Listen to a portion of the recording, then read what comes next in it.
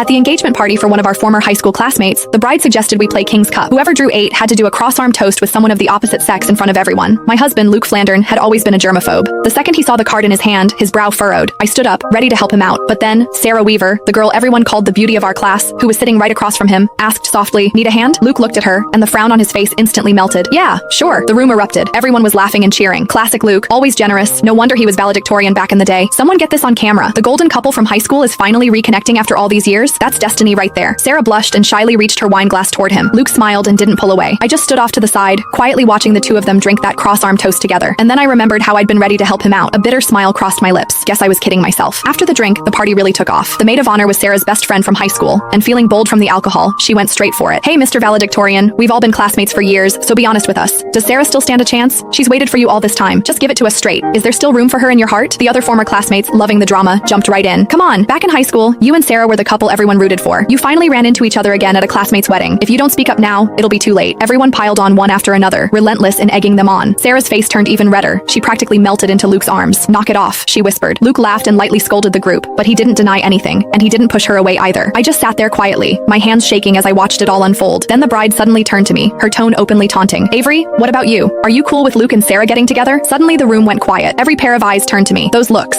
curious, mocking, hungry for a show, yanked me straight back 10 years, to the day Sarah confessed to Luke. I remembered it like it was yesterday. It was a sunny afternoon during gym class. In front of everyone, Sarah laid her heart out to Luke. At the time, Luke was already my boyfriend. Too embarrassed to turn her down directly, he shot me a helpless look. Acting on instinct, I stepped in front of him. "Sarah, Luke doesn't like you. Please stop putting him on the spot." Sarah froze. Her eyes went red, and tears immediately started streaming down her face. Luke's expression shifted too. Without a second thought, he shoved me aside and ran after her. The people around us immediately started whispering, "Avery's out of line, don't you think? What does who Luke likes have to do with her? She's such a busybody. For real, who does she think she is? Just because she sits next to Luke, she acts like she owns him. So gross." I stood there helplessly, trying to explain that I wasn't just his desk mate. I was Luke's girlfriend. But just then, Luke came back to grab some tissues. He heard what I said and stopped in his tracks. "She's joking," he said it to the classmates around us, defining our childhood sweetheart relationship of a year and 8 months with a single sentence. For that entire gym class, I endured the strange looks from everyone around me until I wished the floor would open up and swallow me. That night, I hid in my room and cried by myself when Luke knocked on my door. He apologized, saying he hadn't meant it that day. He just didn't want everyone gossiping about us, so he hadn't admitted we were together. He also said I shouldn't have been so harsh with Sarah. She had cried for a long time afterward, and he couldn't stand seeing her like that. In the end, he gave me a braided bracelet and made me a promise that once we graduated, he would officially tell everyone we were a couple. 10 years later, that braided bracelet was still wrapped around my wrist. I snapped back to the present. The bride was still defending her best friend. "Sarah, don't try to stop me. Back in high school, Avery was always causing problems.